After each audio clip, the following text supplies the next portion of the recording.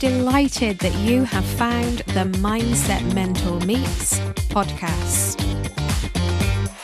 I'm Angela Cox, your host and indeed the Mindset Mentor, and I'll be interviewing executives and founders at the top of their game to find out what lies beneath.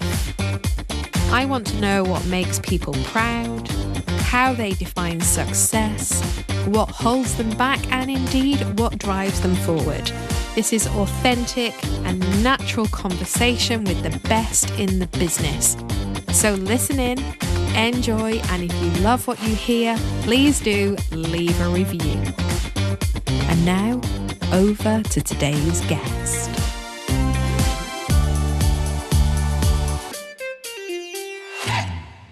Hello and welcome to today's podcast. Now, what a treat I have in store for you today. I am with Eleanor Foley. Now, I'll tell you what Eleanor does first. So Eleanor leads solutions delivery for digital transformation in Novartis. And she'll tell us more about Novartis. They're a Swiss pharmaceutical firm, one of the top 3 in the world. And I'm sure we'll hear more about them and what they do. But for me, Eleanor is so much more than her role and her leadership position. For me, Eleanor is or has become a friend, and the two of us could chat for Ireland, where Eleanor is, or for England, where I am. We just have this connection that seems to be super deep, even though we've never actually met in person. So every time I see Eleanor across the Zoom room, I feel like I am with my sister. So this should be interesting. We have to stay on track today, Eleanor, with the podcast thing. We'll see how we get on. How are you? I'm great. Thank you. Lovely to see you as always. And yes, we'll stay totally focused. We're going to have a really focused conversation today. Yeah, for the first time ever. For the first time ever. No ranting off into different areas. Now, before we came on air, Eleanor was like, oh my goodness, what if I swear? And I'm like, Eleanor, when you swear like no other. So just do you and go with it, because she has that gorgeous Irish charm that comes through. I read somewhere recently, people who swear a lot is a sign of high intellect. I was like, yeah, I'm hopping on that bandwagon. No problem. I might get on that as well. I like that a lot. Now, what's it like over there in Ireland today? What's the weather doing? It's a bit grim, a little bit wet and a bit grim and a bit grey, but we've had a beautiful weekend of blue skies and everything. So just good Irish weather today for November. So it's not too bad, I guess. That's what we need, isn't it? A bit of cloud in the sky to mark the start of November. Yeah. Now, you and I today have to talk about your 3 proudest moments. And I know in your life, there are many moments of pride because, my goodness, you've had a life packed full of stuff. So I don't know how you're going to pick just 3. I'm really intrigued as to what they're going to be. Now, obviously, you're a mum to the most beautiful daughter. So one of those might be in there. But let's have a look. Let's start with your first one and see what you've got for us. Yeah, and it's an interesting one because even when I was trying to pick out what are my 3 proudest moments, and I thought to myself, actually, nearly every day is made up of really proud moments. And for me, sometimes the pride comes in the simplest of things where I just could burst open. My heart could burst open because I watched my daughter do something, or I achieve something so simple in myself. And I kind of think, God, I'm so proud of myself, of the person I've become, or I'm so proud of her, the person she's become, or I'm so proud of something simple that happened today. So I feel really lucky, actually, that there's kind of all these proud moments every day.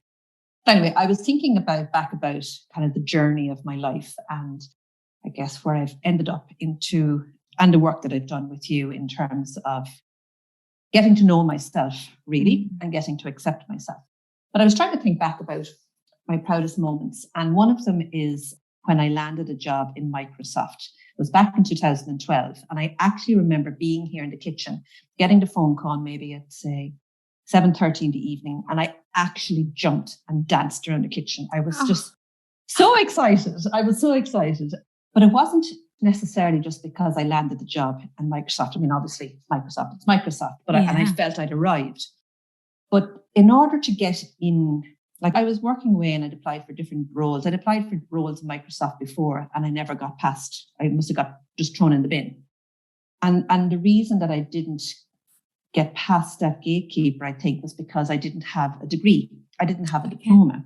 I'd maybe 20 years working experience or 15 years working experience, traveling the world, implementing large ERP software solutions, very complex for lots of software vendors, but I couldn't get into these big guys at all. And the reason was that I didn't have any qualifications. So when I was 18, I was due to go to college and I had a car crash. And 2 people got killed in it, and I got fairly badly broken up, and I never went on to do my degree after that or to do any college. So I went and did a secretarial course, and then I worked my way up along to where I wanted to be. And then this little nagging voice was always in my head of not being good enough, not being clever enough, not having a diploma, not having a degree, not having a piece of paper to prove all the stuff I was doing on a daily basis. Yeah. So I went back when I'm 51 now, for those of you who don't know me. And so this was 11 years ago, I went back and I decided to go and do an executive MBA. So I went from zero. I'd never studied. So I went from zero, not doing a diploma, not doing a degree, to doing this MBA. And I did it, I thought, was to open doors into places like Microsoft that I could get accepted for a job. But actually, it was to satisfy a need or a gap I felt within myself and to give myself that belief in myself. And I realized when I was dancing around the kitchen, it wasn't actually about Microsoft at all. It was about me and what I'd achieved and how proud I was of myself having done that MBA. And, I was a single mother at the time. I was working full time in a very busy job. Amy was 8 at the time, just after building a house and moving into it. It was so bloody busy. I couldn't think straight. Get her to bed and I'd start studying at 10:30 at night and could study till 2 a.m. and then getting up and working the next day. And I remember living on like jelly tops and jumping jacks. Like I was so tired. I'd be doing jumping jacks in the kitchen to try and keep myself awake. And I'd be raiding her jelly tots from the press to try and get some sugar into me. So it was that kind of achievement of the MBA and the journey that got me to that stage, So that's what made me think about that particular moment. So, I mean, there's so many aspects to what you've just said. I'm interested about the stickability when you're going through something like an MBA on top of being a single parent, on top of having a full-time job and the pressures that brings. In those moments where you're going, oh my God, I've got to do another 5 jumping jacks just to stay awake. Yeah. What conversations are you having with yourself to stick at it? Oh, I had lots of conversations of where I told myself I was completely crap and I wasn't able for it. I also got totally and utterly burnt out and started suffering from really bad fatigue to the degree that the doctor said, you're not able to finish it. You shouldn't finish it. You're going to make yourself really, really ill. And I still had this thesis to submit. And they're saying, don't do it. You're not to do it, actually. And all the family are saying, don't do it. You've got to mind yourself. What about your daughter? What about your job? What about yourself? And you're sitting there and there's several times I fell down in a heap in the kitchen at 2 o'clock in the morning, cried my eyes out and thought, I don't want to do this. I've just had enough. But then I just picked myself back up somehow, because you have to just, I suppose, with everything in life, even though you have the bad moments, and I have this thing stuck in my fridge. It's okay to fall down, but you just got to get back up like the phoenix out of flame, and not lose your sparks. Somehow you've got to ignite that spark somewhere. It might only be an ember, but you have to somehow find where it is and ignite it within yourself. And you're doing it entirely for yourself, and nobody else is going to do it for you. Even if you have the best support in the world, and even if they're telling you everything is brilliant and you can do it, if you don't have that fire in your belly to believe it, they're at nothing as well. So, I remember having the conversation with the guy who was over the MBA and this thesis. I got a 2-month extension on the thesis. And I said, what's the minimum mark I need on this thesis to get I wanted to get an honours degree. And he was like, that's not the point. I said, no, that is the point. Yes. I want to know. I had gone from wanting it to be perfect or getting 80 and 90%, saying, give me the absolute basics here. What is the absolute mark I need to get? And he said, well, you only need something like, say, 40% in your thesis. So that's fine. Now I know what I'm aiming for. Because I could have almost finished myself off completely. Yes, trying to get to 80 or 90, but I still get the same degree. Yeah. And no one really asked you what your score was. No, and nobody cares anyway, and really it's for yourself. So it's also removing that element of perfection, which we all have. And I think women suffer from it as maybe a little bit more than men. I don't know, but most of my friends that I know who are female have this terrible thing of trying to be the perfect mother, trying to be the perfect daughter, trying to be the perfect partner, trying to look perfect, trying to act perfect, trying to cook all the time, trying to, cook and feed the family and keep the house tidy and look after the dog and, all those things that we, as well as being brilliant at our jobs and, running whatever amount of miles every day. It's this perfectionism that can creep in, and it's our own. We put that pressure on ourselves. And actually, when you get to the level of where you say, I'm actually okay not being perfect. I'm okay just being good enough just to get like that thesis. Just give me the mark I need. I want to get it in and get it finished with. And I don't want to ever hear about thesis again, So and that's getting it in at that good enough level, but preserving everything else, because otherwise you're going to send yourself over the edge. And it sounds like what you were doing also is pulling yourself back to the reason why you were doing it in the first place. Yeah. And it wasn't actually to open a door into the likes of Microsoft. I mean, Microsoft was that, it was something within myself, because I work for Novartis now. They're an amazing company. They have an amazing culture, and they have this wonderful, they use these words, they have this unbossed culture and choice with responsibility, they call it. So unbossed means you don't have to ask permission from anybody to do anything. You are 100% accountable for your own actions.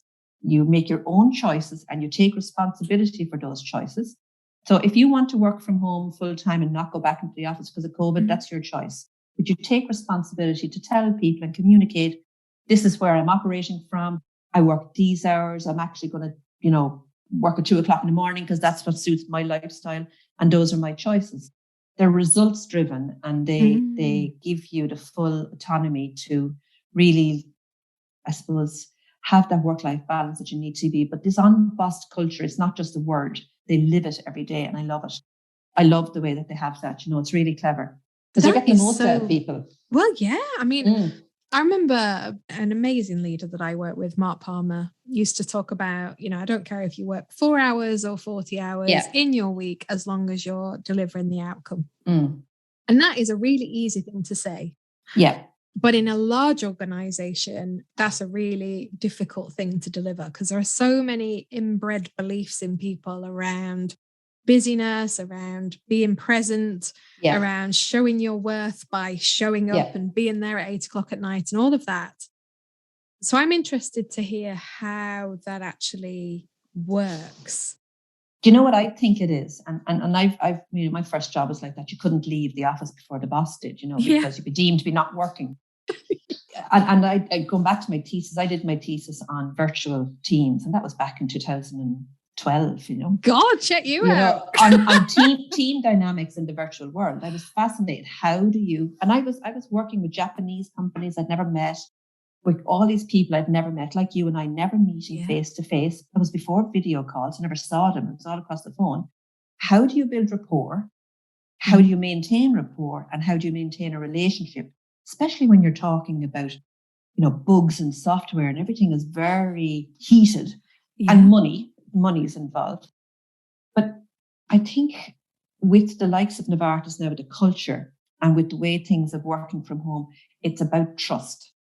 It has always been about trust, actually. If you don't trust your workers, you're not going to get trust back from them. And it's earned both ways. Absolutely. So if you trust them, they will go to the end of the earth for you. If you go to the end of the earth for them, as such, and then this lovely, lovely way of working where you're actually focused on the human being behind the work.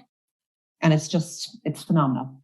I like the fact that you use the word earning trust there. So many people talk about building trust, which of course suggests that you're in control of it, which you're not. So we do earn trust, and that works both ways. So I guess it's also then about feeling that the other person has a positive intent and assuming that positive intent.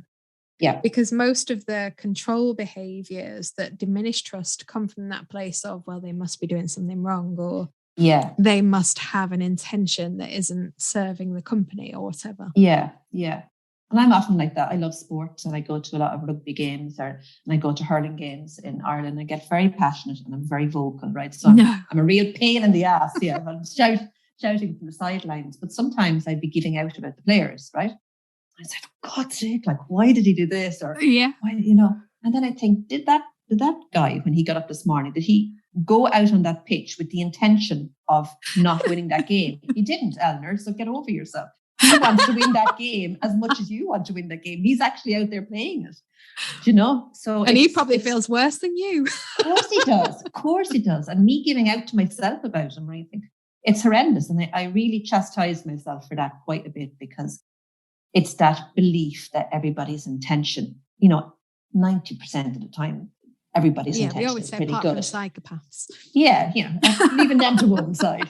In their head, it's a good intention, I'm sure. But not in our world, Absolutely not. So you've got this organization that trusts people to do the right thing in the right way. And it works. I mean, if that isn't inspiration to some of the people listening, I don't know what is. Yeah, it's brilliant. And I observed it. I started off in there as a contractor, and I do my, I don't act like a contractor. I suppose I act like a full-time member of staff, because to me, it's just work that I do, and it's the results of that. And I hold myself accountable no matter what role I'm in. But then they offered me to go in there full-time. And the reason that I wanted to is because how they treat each other, how they speak to each other, how they interact with each other. But then the culture comes from the top all the way down and from the bottom as well. But they live and breathe it. That's incredible to hear. Yeah, it really is, because it's so rare. It really is, yeah. And, it's easily changed, I suppose, as well, and easily influenced one way or the other. It's a balance. But I fundamentally believe, from having observed, I've worked from home because I live in the countryside a lot of my life, long before when it was analog dial-up lines, it was, I was still working from Wexford and working for a Dublin firm. So you're talking about 2 hours maybe in the difference of a drive. And it's always been about trust. And they got the best out of me because they trusted me, and I responded well to them because I trusted them. And I think for COVID above everything else, when 90,000 people start working from home on the weekend for Novartis, there has to be trust. Of course it does. Or else it just doesn't work. Yeah. In all aspects, in every job at the moment, I think, It's just incredible to hear. And I'm sure there'll be lots of people listening who want to find out more, because it is the ultimate culture and so many struggle with it. Is that your second proudest moment then, or is that just a kind of segue from the first? Well, it's first and second, but there's so many aspects in it. It's amazing. Yeah, there is. But I think it leads on to, from a work perspective, is that trusted advisor role. And I've always seen myself in this trusted advisor role, and I think if anybody is interested in trust in organizations, it's like everything, isn't it? It's like the song. You got to look at yourself in the mirror. It's the man in the mirror. So everything starts within yourself. And if you become a trusted advisor in whatever role you're in, that you get someone that all you're doing is advising them, and that you're asking them to trust you in your advice, and you're giving them, you're informed in your subject matter expert as such. And you advise them. And I used to sell software years ago. And if I thought someone shouldn't buy the software, I would tell them. Because hand on heart, I could not go in there and say, you need to part with this money for this software, and I know it's not a good fit for you. I couldn't do it. And in a way, it's a little bit too honest to a certain degree, but it's my values and it's what matters to me. And therefore, I can look myself in the mirror and say, actually, I'm okay with that. I'm okay with losing that sale, because that actually is not the right thing to do. And right is right and wrong is wrong. You've got to keep that. You've got to draw a line. Yeah. And you're building reputation as a result of that, for being somebody within an organization that can be trusted. Yeah. So when you're talking about trusted advisor role, I can see that from the point of view of you to client and that kind of business relationship. Does trusted advisor then translate through the leadership position as well? Or is that different? Totally. Yeah. As in me being a leader, or leaders sent to me? Yeah. Okay. So of course it does, because you have to trust people to make mistakes as well. That's the other thing. It's not that they're going to make mistakes, but I know in my life, the most I've ever learned is the stuff that's gone wrong in me. Yeah, God, yeah. We all have.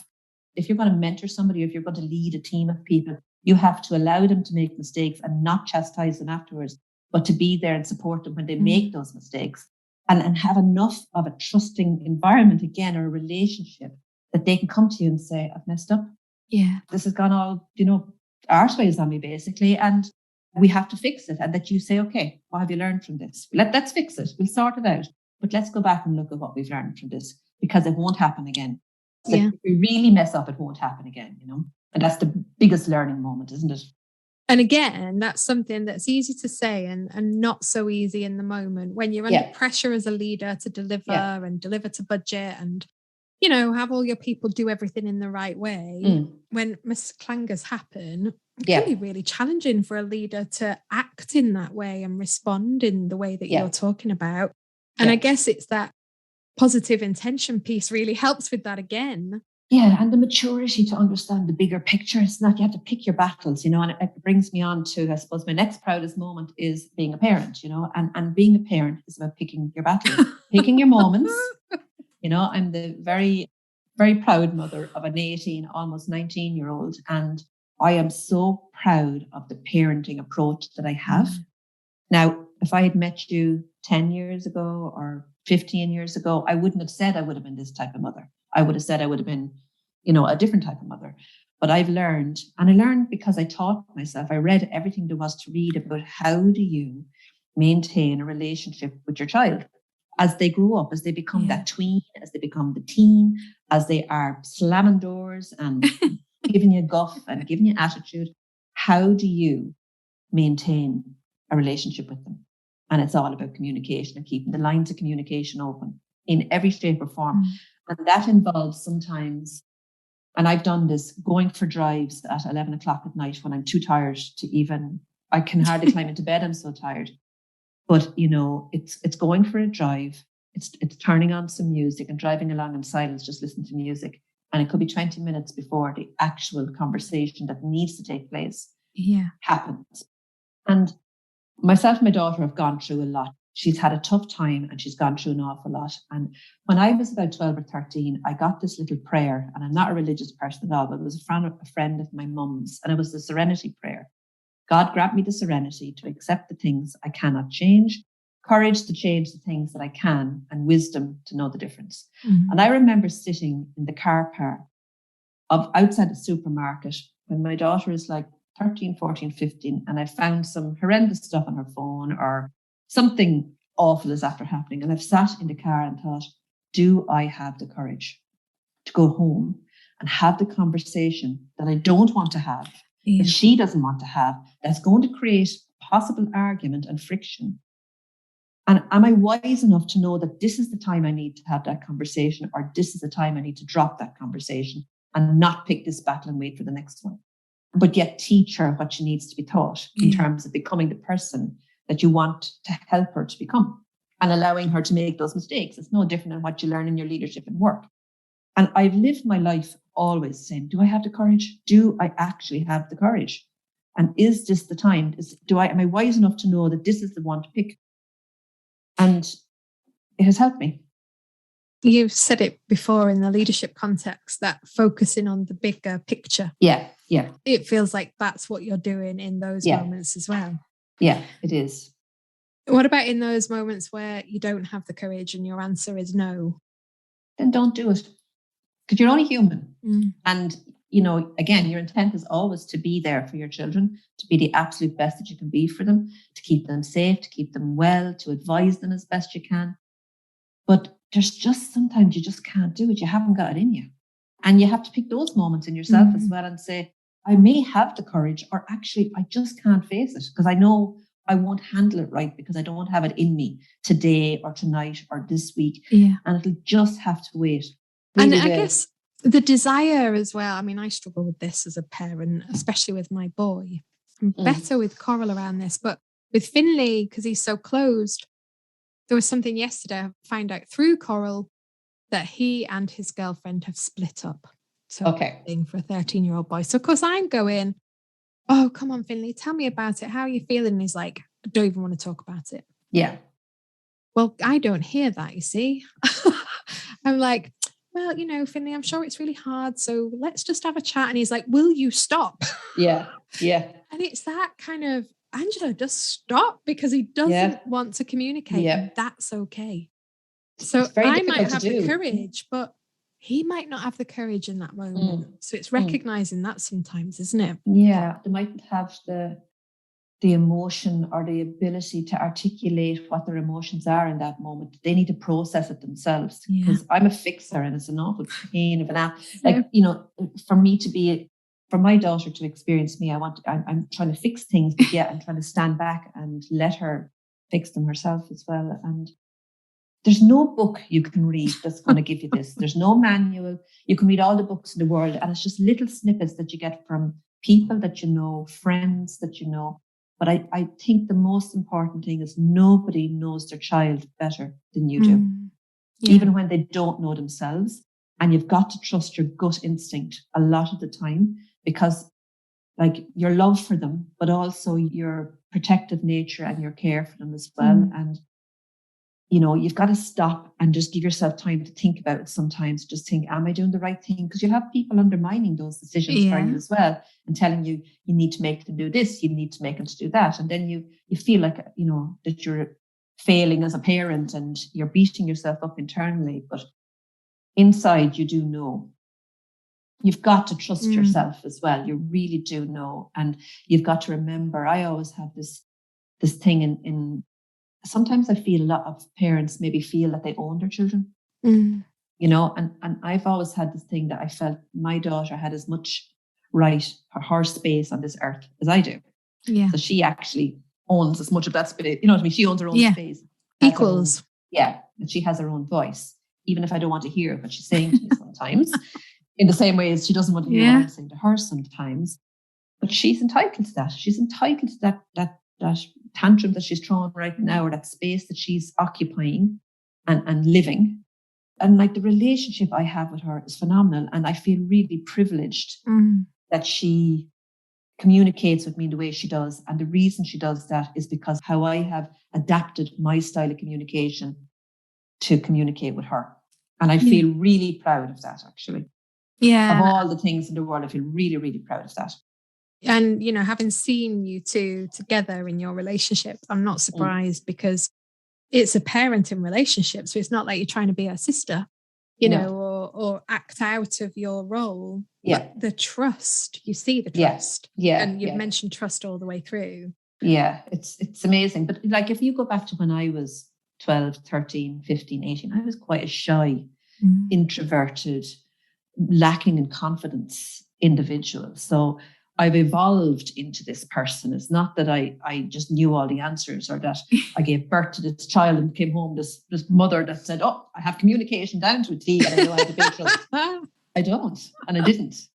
But each child is different. They're all individual human beings. So you just have to adapt it to whatever way your child is and what works for them. It's only the same as all the people that you work with, isn't it? 100%. Everybody's different. 100%. Yeah. I'm getting that sense, though, as well, of the good enough mother. So that idea that perfection, there isn't room for perfection in parenting. So actually, good enough leader, good enough student, good enough mother, just good enough is okay.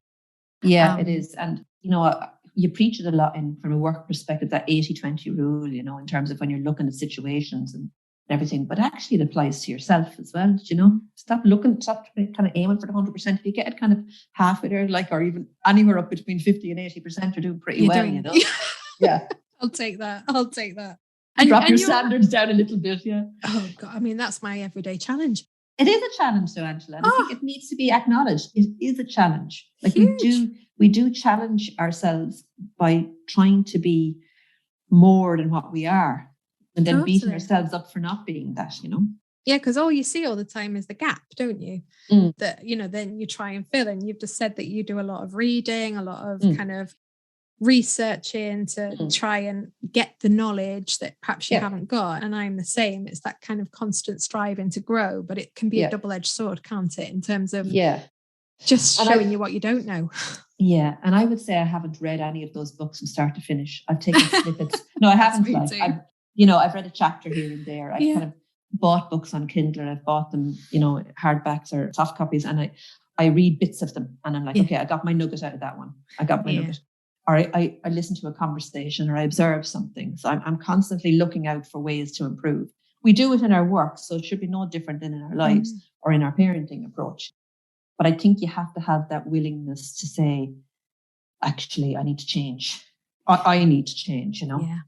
Yeah. And then accepting yourself. It's like the challenge that you're talking about there is accepting yourself, how you are as a parent, how you are as an individual.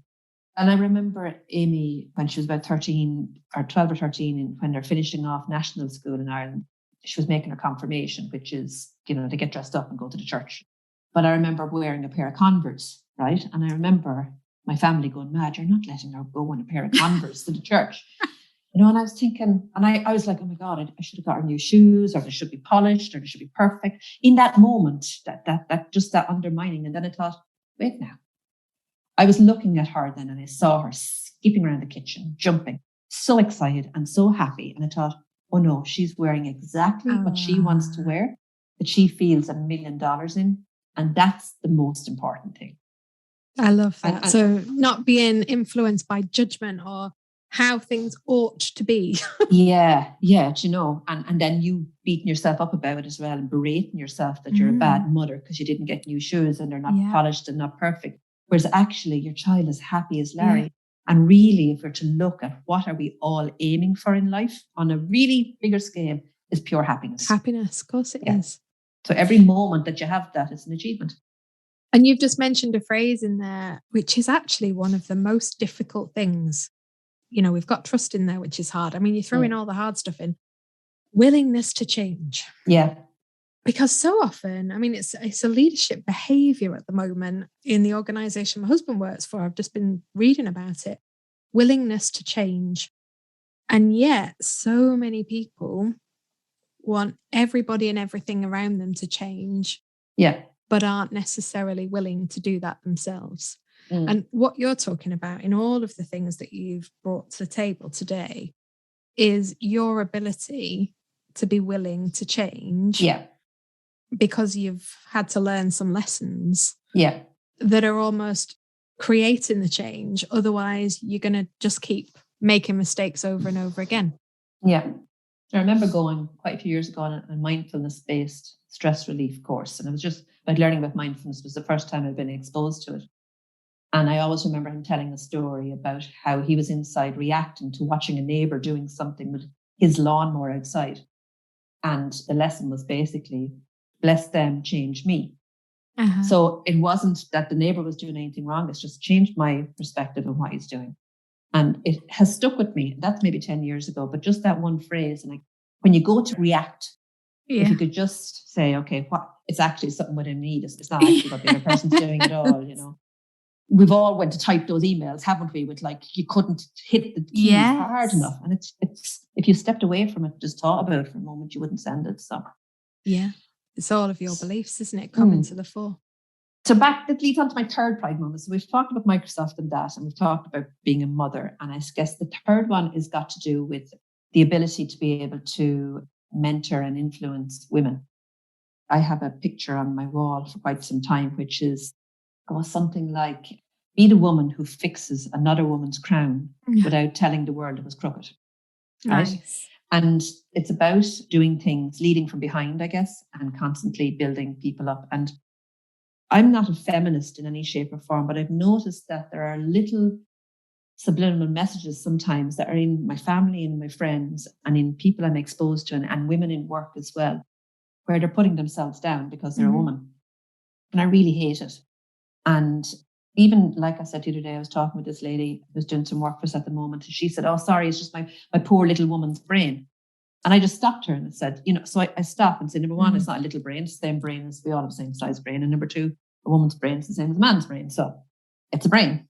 And I keep picking people up on things like that.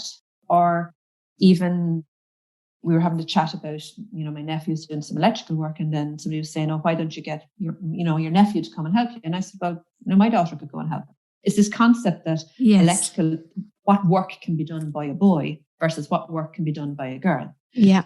And if we don't change that conversation at that level, then it doesn't trickle up along either into the other levels.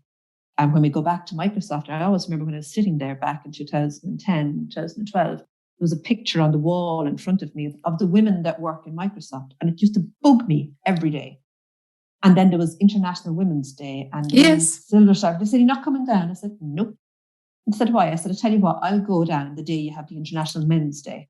And when you have a picture of the men working in Microsoft on the wall, then I'll look at that wall." I just, it's that kind of, I don't like that way of thinking, I suppose. And I'm in a very lucky position now that I deal with a global company with a lot of women that are working in the area I work in.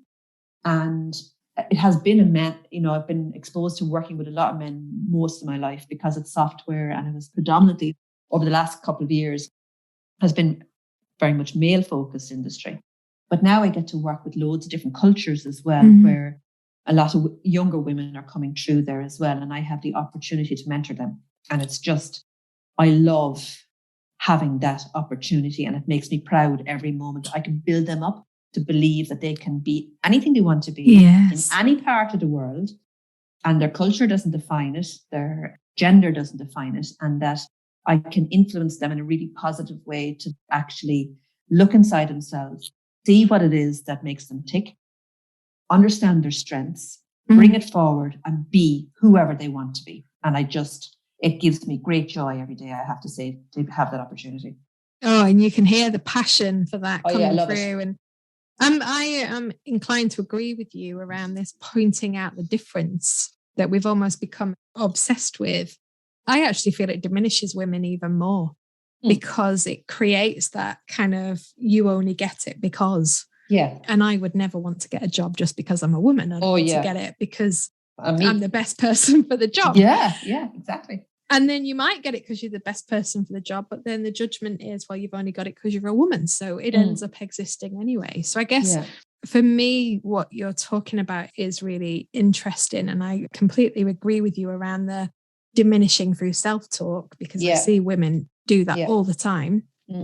I guess for me also, it's about authenticity, because I think we have almost like a divide where you have some women who feel that they need to show up as something else in order to fit in.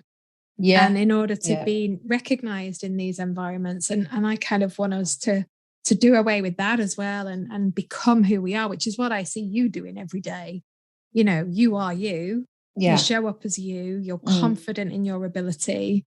You inspire. Look at you. She's looking at me as I say, no, but you are that at work.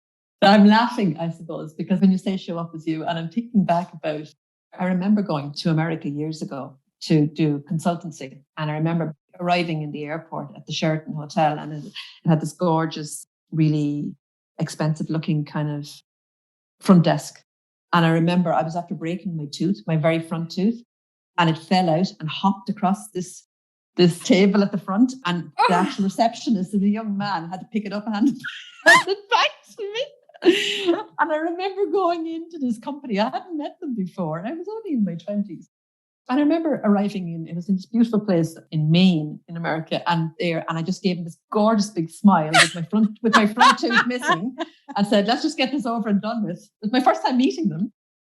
But, I think about, even at that stage, it's important to just remember, own it, and show up as you, even if it's not exactly how you want to show up, But how empowering is that? Because, on the flip side, you would have gone in covering your mouth up like this, trying not to show them. And then that would have come across as so untrusting. Yeah. And you would have come off terrible. It's like arriving at a wedding and somebody else has the same outfit as you. You can either go home and change, or you can go up and say, "Oh my God, I love your outfit." That's what I would do. And that's what I have done. I have arrived at a wedding with woman wearing the exact same dress and said, "Oh my God, I love your dress." And then she just looked at me and I said, "You look amazing." And then she just said the same. So that was it, over and done with, Twinning. Yeah. That would be me and you, that. I could just imagine it. Yeah. Oh my God. I mean, there's probably about 10 proudest moments in there. There are so many messages. So I can't wait to see what the killer question answer is going to be. I've got a feeling I know what it is. I'd love to know the Eleanor Foley secret to success.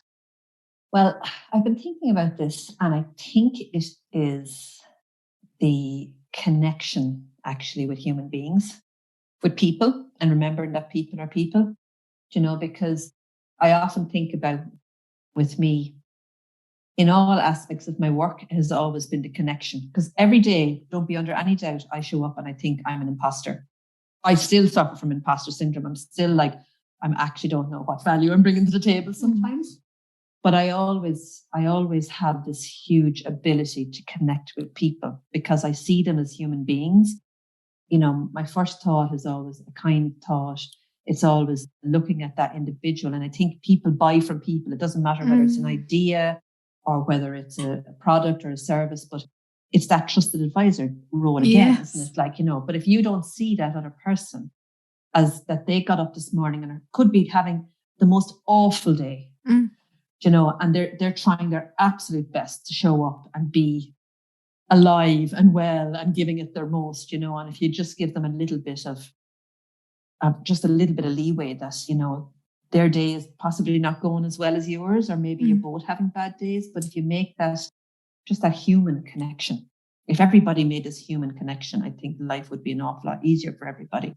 So I think the success comes from that human connection, from communicating, from being open and honest, and from being trusting. Oh, I love it.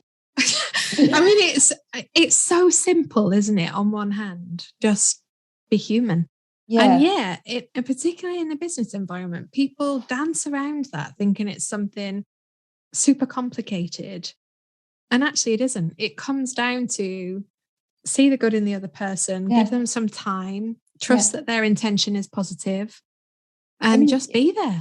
Yeah, if you ever walked along the street and you can see in somebody's face that they're purely distraught and the anguish on their face, and if you just make eye contact with them and smile, you could change their entire day. Yes. And you never speak to them. You don't know their name. They don't know yours. But that human connection could change that person's day. It could actually change their life. And it's remarkable how shocking that is for people. I noticed this when I make a point of smiling at people on my walk into work. And they almost like look at you as if you're a bit strange. Yeah. And then they smile back. And that tells me that it doesn't happen often enough. Because that look of, oh, she's smiling at me. What she wants to. What's wrong with her? Suggests that it's not an everyday occurrence, is it? Yeah. And it's so contagious because, when you smile and they smile back at you but you could just brighten their day, and you don't know what hardship they're going through. Yeah. But that one little gesture that you've done, it just that tiniest, you're only talking about seconds. Yeah. And that is the connection. And that to me, in all aspects of life, it doesn't matter whether it's a parent, whether it's your job, whether it's anybody, whether it's strangers, like it just is the answer to it all, I think. And such an easy answer. You don't have to be a genius. No, not really at all. You don't, but you do have to be comfortable in your own skin to do it, and that comes back to the challenge of accepting yourself, that you're okay with them looking at you as if you're a lula for smiling at them in the first place, but that you could brighten up their day, in that way. So it definitely is the secret to success. What has worked well for me anyway, definitely is that human connection. And you have it in spades, which is why you're such an inspirational leader and why you have the genuine following that you have at work, and why I think you're so fabulous. We're soul sisters. I just, we met probably, what was it, about 3 years ago now? Yeah. And there's just this connection like no other. It's phenomenal, isn't it? It's phenomenal, the strength that comes in that, and like you say, physically, we've never actually met. No, it feels like we have though, doesn't it? Yeah, it does. It's amazing. It's amazing. Yeah. So we've covered so much today. We've talked about kind of positive intent. We've talked about trust. We've talked about that ability to learn through mistakes and to acknowledge when somebody else has made a mistake, that it's okay and what we're going to learn from it. We've talked about parenting. We've kind of done the whole hog, but ultimately all of this is about connection. Yeah. And connection is the heart of your success and what you suggest would be good for other people to do in that trusted advisor capacity. Yeah, you very do so much well. so. Yeah, and accepting yourself for who you are right here, right now as well. Which is probably one of the hardest things for all of us to do. Yeah, it is. Yeah. And it's a constant. And we're changing all the time as well. So we've got to keep accepting those changes as well. Accepting the good enough. Yeah, exactly. Yeah. It's been an absolute joy to speak to you. We kept on track, actually. We were quite good there. We could have gone off all over the place, but we didn't solve any of the world's problems, actually. Yeah. Now we'll leave that to them in the UN. And you didn't swear very much either. Oh, no, I think I only did one or two. I'm really proud of myself. Not a proud moment. No swearing for a whole hour. My God. Do you know, give me an F. Go on. I can't say the feck word, but I can't say shite. And that is, those are the two. It makes me smile every time you say feck. Doesn't qualify as a curse. It's just an adjective. It really is. I think it should be added to the dictionary. Yeah. Oh, Eleanor, thank you so much for giving us your wisdom and sharing so openly. I'm sure you will inspire many. And if you want to connect with Eleanor, then we'll put all of her information in the show notes. You can go and find out more about Novartis and the fabulous culture that they are earning there. And we will speak again, no doubt, Eleanor. Thank you very much for your time. Lovely chatting with you as always. See you. Take care. Bye-bye. And so, just like that, we're at the end of the podcast. I hope you've enjoyed your time listening today. And a big thank you from me for taking the time. I'd really love it if you would be able to leave a review, because it really does help us to get noticed. And if you haven't already, why not subscribe, and then you never miss an episode. I wish you a lovely rest of the day, whatever it is that you're doing, and I hope that you stay safe and well.